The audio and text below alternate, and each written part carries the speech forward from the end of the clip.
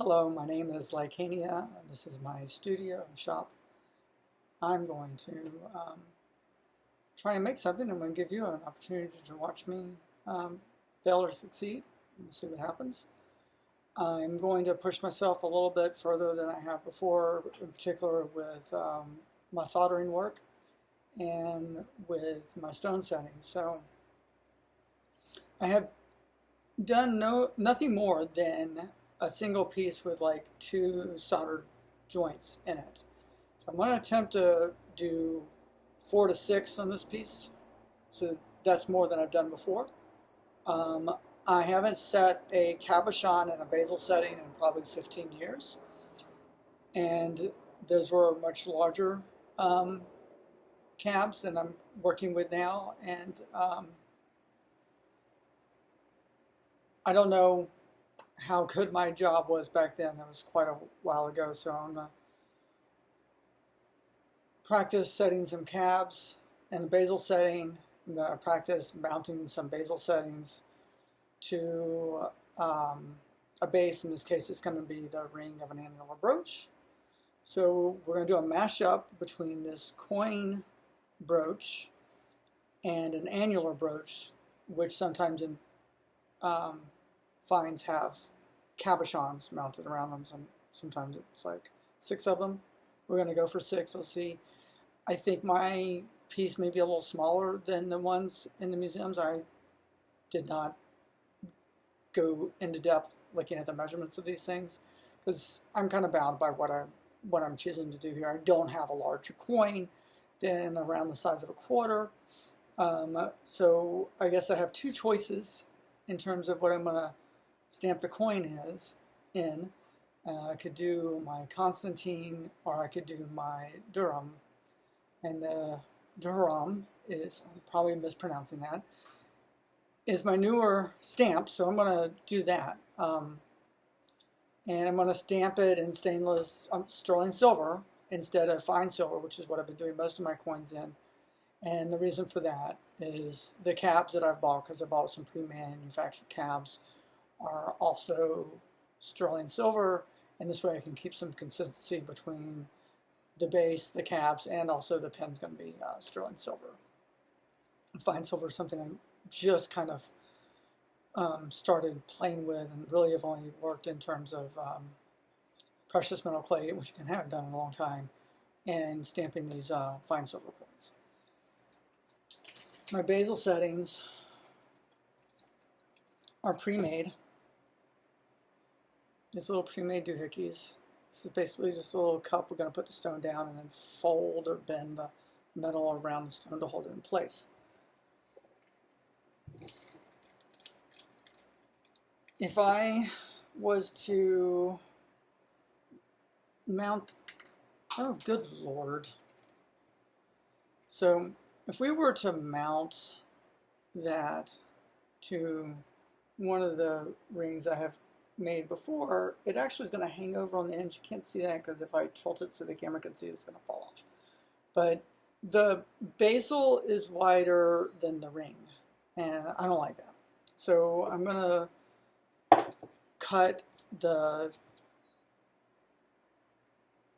punch the hole in the center a little bit wider than I have been doing or a little bit smaller in diameter than I have been doing before, so that my annular is a little bit wider than the ones I've been making before, and that should give me more room for the bezel. We're going to use a 20 gauge, this is a 22 gauge, 25.4 millimeter disc in sterling silver. Basically it's a 1-inch disc. Bloop.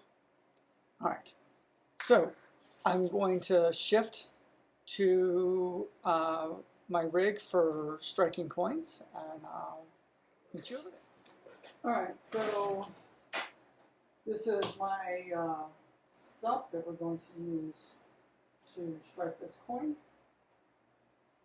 We're going to be using this die here, it's the Durham. I do have some coins available in my shop that are made from this particular die. I have only struck a handful of these so far, and my experience has been that they're not showing through as clearly as my other coins do. I think this die is just not as deep, but I don't know. I'm not an expert moneyer. But one of the things I'm going to try to do today to maybe improve my results is I'm just going to try and strike this a little harder. And the heaviest hammer I have is this one, which, like I said, I probably need a heavier hammer. It's a 4 pound. I'm going to use this one. I just want to make one good strong hit. And separate out my coins. So actually I feel like that one came out pretty good compared to some of the other ones I made with this die. It's done now, so this is what we're going to have. Well, actually we'll use that same spot and we're going to punch out this coin.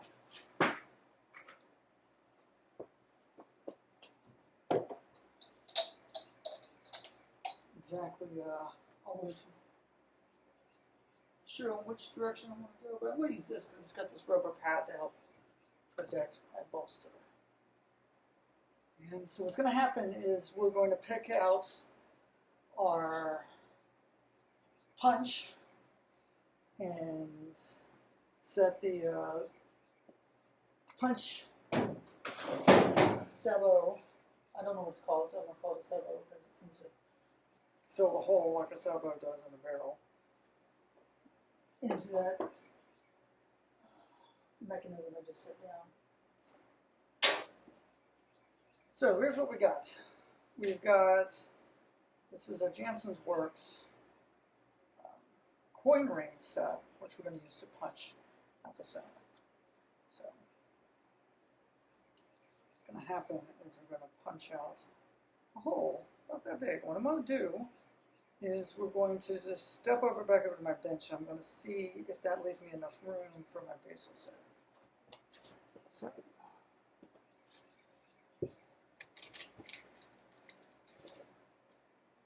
I'm going to put this little basil right there. Let's do 3 of them. You know what, we're probably, I'm going to think about, it's going to be hard to get, we're probably going to end up doing 4. So if I do that, that's going to push them over the edge. And dropping shit is normal. So I'm going to step down whole size.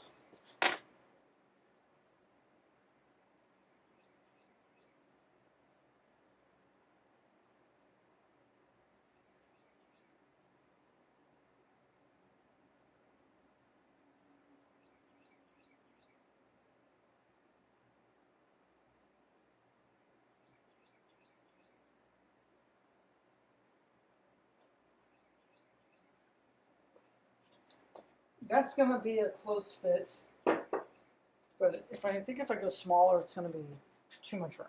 All right, so let's set those aside so we don't lose them. So this is the thing I was calling a sabot. I don't know what this is called. It's basically a spacer. I guess that's a good name for it. Anyways, I'm going to sit this into this groove down in here. And the coin's going to rest up on this. And that's going to kind of prevent the coin from being misshapen in the process of punching a hole. I messed up that step, and I ended up with this messed up. This was supposed to be a ring, like this, and it came out like that because I forgot to put that piece in there. So let's not do that again. And I have just decided to use plummet tape for this part of the process too. So far I've been happy with it. So what I'm going to do is I'm going to take my plumber's tape and basically cover the surface of this coin in the plumber's tape.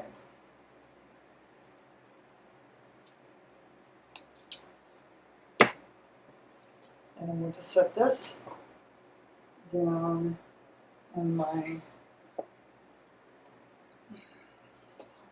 jig for making holes and points. I'm going to screw this down on there, and then that cone is going to center the coin over the hole, or under the hole.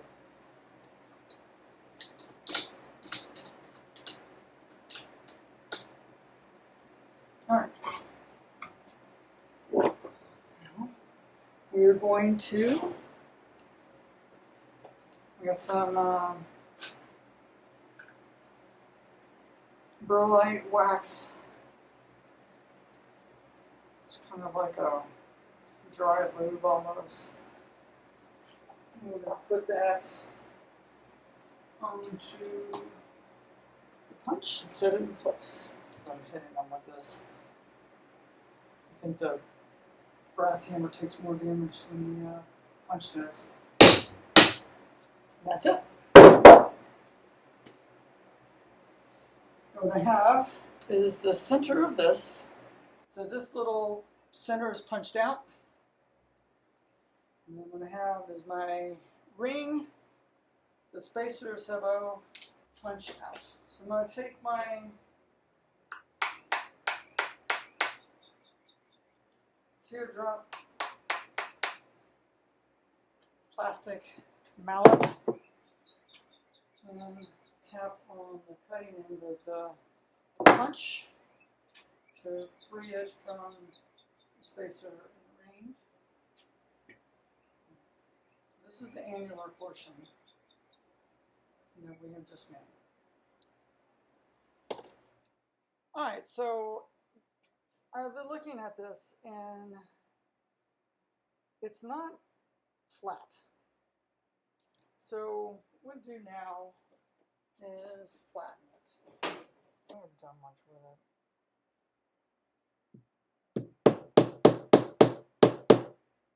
So I'm just going to use my basically soft metalworking tools here. Just to kind of see if I can flatten it out. I'm not using anything other than my eye, and it looks pretty flat to me, so we're going to go with that. So,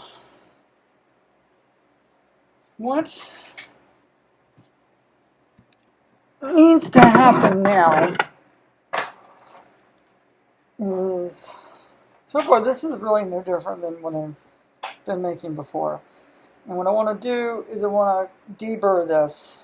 Up until recently, I've been doing that with Dremel, and it's been easy to make a mistake. Also, it's taken multiple steps. And now I've got this. So this ought to allow me, and I've done a few with this so far, this will allow me to make a nice, and also it's going to not produce a bunch of silver powders, so I'm just going to have these silver shavings, and I can just reclaim those a lot easier. So I'm going to have this where I can see it well.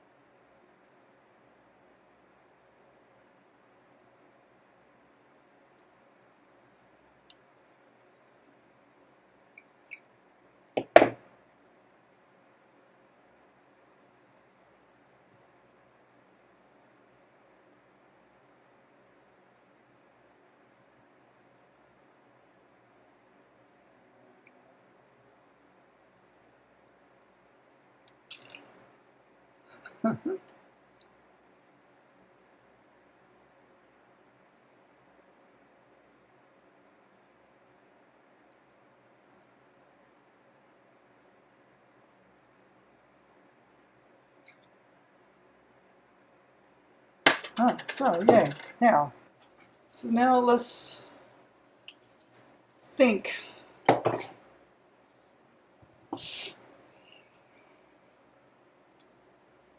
So we're going to, oh, I already got some out. I'm not sure what stones I'm going to set yet. It's a different project.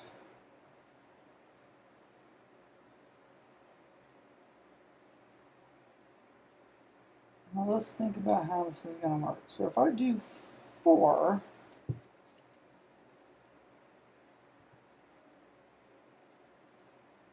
and I kind of like that because even though it doesn't apply to me, crosses are definitely a thing in the Middle Ages. And these are, I think, brooches more associated with the Christian parts of Europe, so I think this is pretty acceptable choice here. So I'm going to go with 4 of these cabs, and then my pin, once I put my pin in, I have my pin run like this. It's not as many cabs as I was hoping for, but the space I've got is the space I've got. So I think another option for how to make this center hole would have been with a piercing saw. Definitely think this was easier. All right. I think the next thing I want to do is I want to punch my holes that I'm going to use to make my pin work. I have done these in 2 ways. I have done them where I make basically cut a hole to right and left with the in and outside of where the bar is going to be, and then the remaining material is the bar in which the pin swings or swivels. The other thing I've done is I've just punched a hole and mounted the ring through the hole. But I think the first method of making a narrow portion that the pin can swivel around is probably closer to what I've seen in pictures. So that's what we're going to do. And if I'm going to put all this extra work in here to make it look sparkly. So, how am I going to make these tiny holes? This is going to be my launch. And I have 2 sizes of holes I can do with this one. These are a lot of them. So this is going to be 30 seconds. I don't know what that is in millimeters. I really would love to just work off the millimeter measurements, but we live in the US. And so I have to do this crazy metric standard system, which looks functional, which might disable brain does not like. Alright, so I guess the unfortunate part about this is it's kind of almost a blind setup here. It's really hard to get in there and see what I'm putting this at. Most of this detail is going to get covered up anyways by these tabs. But I'm going to take the less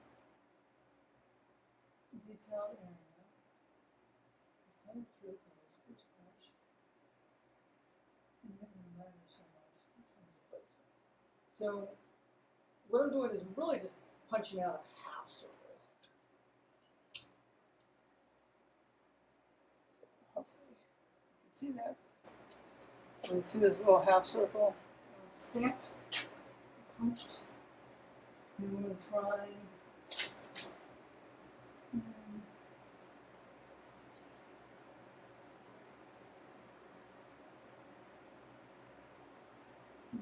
something.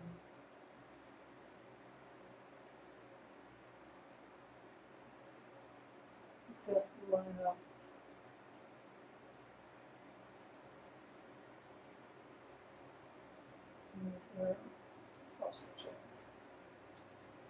So as I use this little tool, it's not going to kick. So that's what we got. So that little bar is what my pin is going to swing around. So I'm going to take my piercing saw, my little catch pan, and would lay flatter if I had tore out correctly.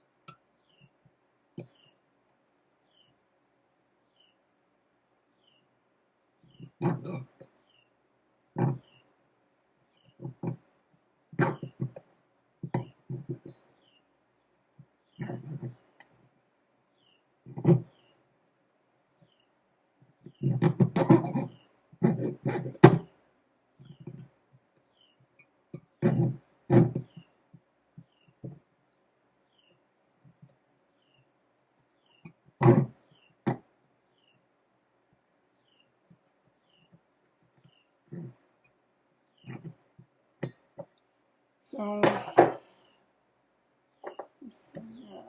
have this little bit of silver in there that I can't quite turn my piercing saw to remove.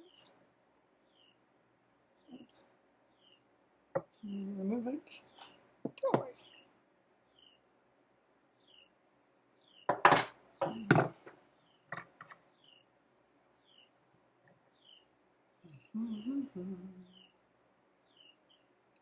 Now what we're going to do is, what I want to do here is I want to have some symmetry here. So the slot I made with the piercing saw is a little bit squared, and the slot I made with the punch is not. So what we're just going to do is we're just going to try and square this off.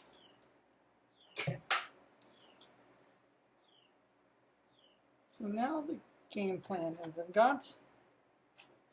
got this, right? And now we need to solder these pieces into place. And that's going to require a little prep work. So we're going to have 4 of those, right? So, step 1. Let's mark where we're going to put the caps. Okay, so what I'm doing now is I'm deciding which side of the coin I want their caps on. And really, I guess it doesn't matter because most of this detail on this coin is going to be covered up by the tabs. But where there is openings, I want there to be detail. And I think this is the better side.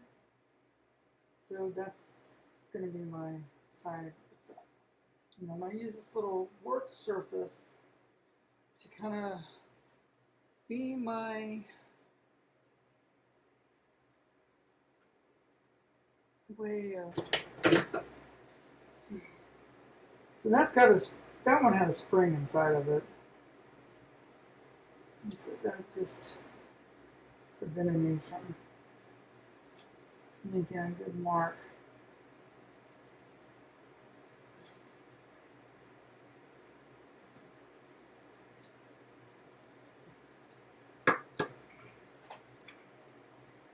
Alright, so that just kind of give me an idea of where I need to see. What I want to do.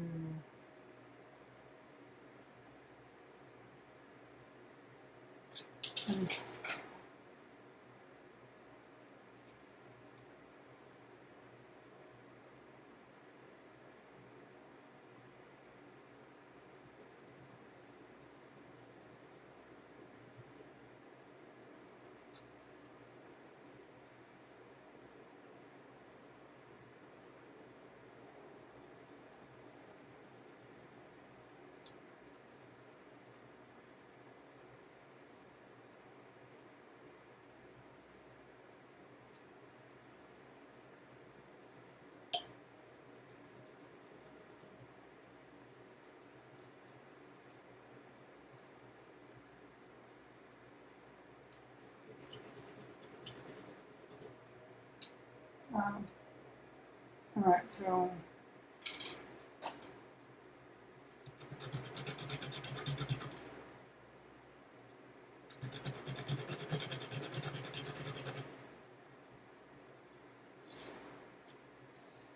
one down. There you go.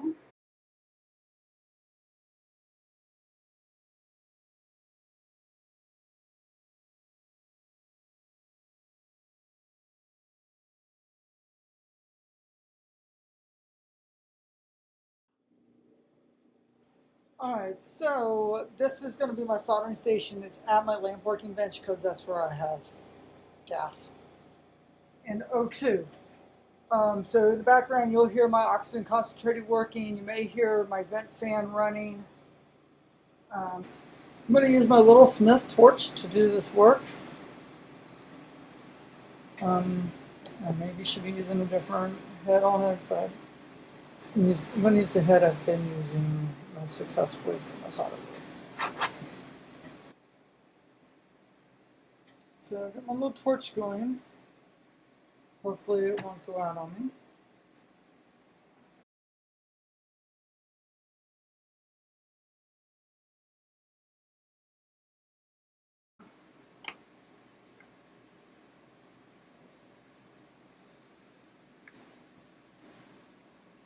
All the shit in real hot. On my way.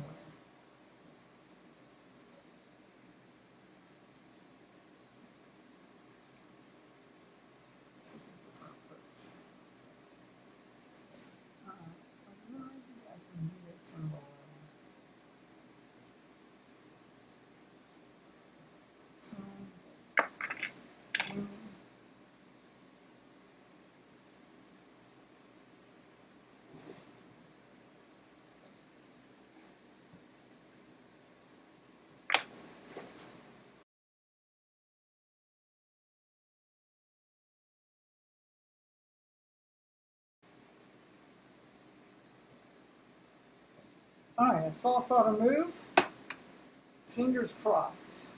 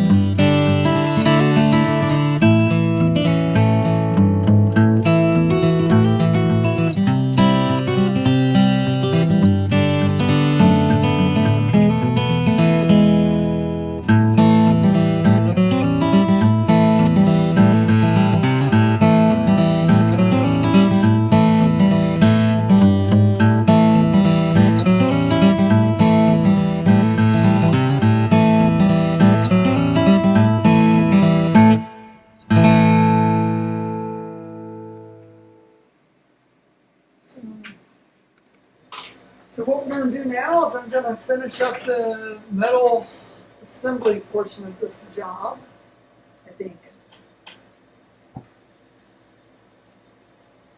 It's going to be to install our pin onto the brooch.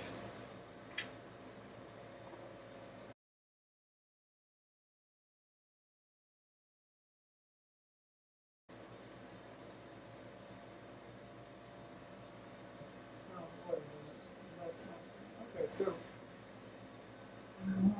here's the outline of this.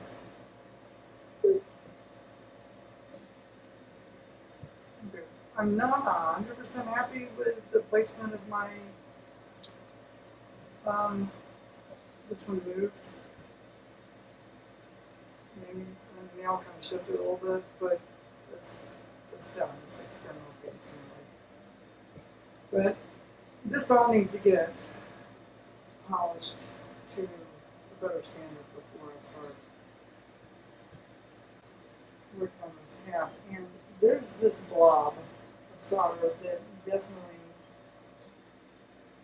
I mean, there's some things there I don't like, but this blob of solder definitely needs to kind of come off.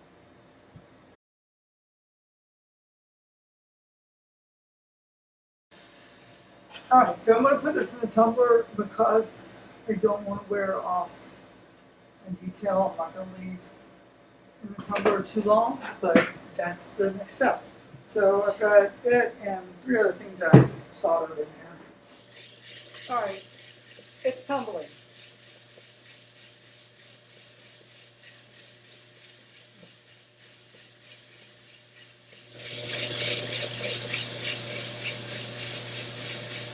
So we've been in there 15, 20 minutes. And let's see what I got.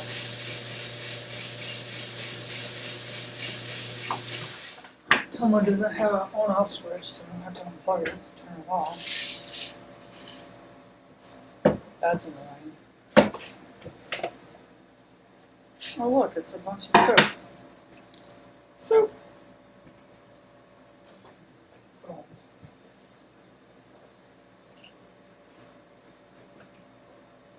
So I'm gonna use this little strainer to kind of catch my little steel beads.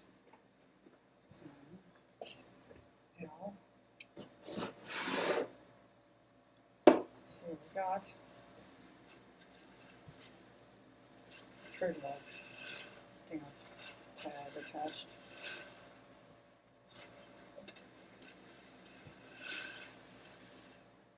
Should be go. All right.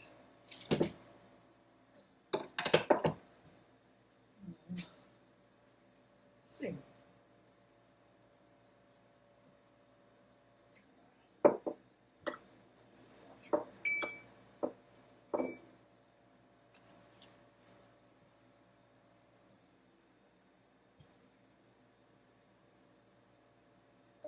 So what I'm going to do now is I'm going to bring this over to my bench.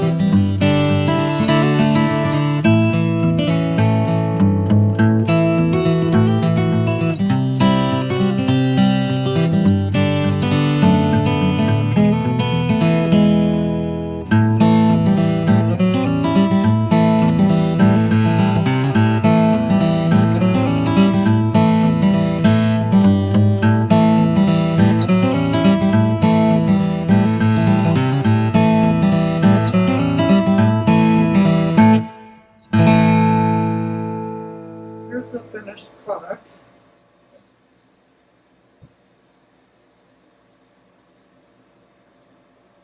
So the idea, put a little fabric through the hole.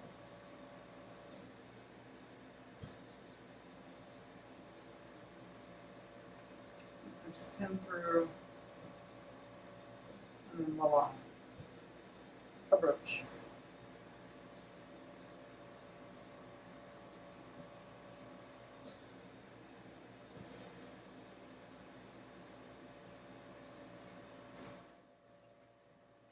So,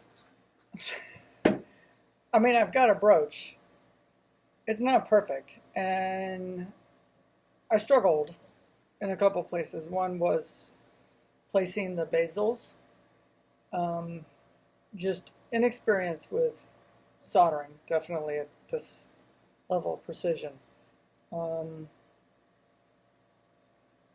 then in that process, I messed up a bezel, so that made it difficult to set the stone. It being a first piece, I didn't feel like starting all over from scratch with that one spot. So yeah, we'll do that again. If we mess it up, it's messed up. We can recycle it, and we would start with a fresh bezel. Definitely, I mean, I like the look of the broad pin, but I think practicality-wise, it makes it a little harder to utilize the brooch. So also, I mean, it's a neat idea, but I really think the annular brooches with the set stones probably needs to be a little bigger than the using a coin as the base would allow. But yeah, it's an annular, and it's a coin brooch, and I did it. I'm pretty satisfied with. That is definitely the most complicated silver work I have done yet. Anyways, I hope you watched me. Watched me, obviously. If you made it this far, I'm assuming you watched me. I hope you got something out of the experience of watching me struggle with this process. We'll see how much of that hits the cutting room floor. Swap out my Fordham. I'm sorry, guys. I don't know what you're looking at. Oh, the camera don't fall off the stand. Sure reminds me of before. There's nothing right wrong with that. I gotta fix that. All right.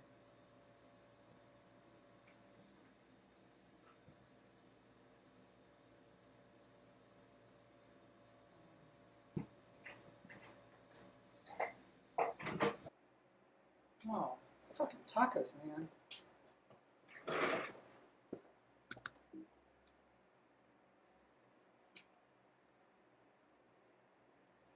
Alright, so hopefully we're still recording.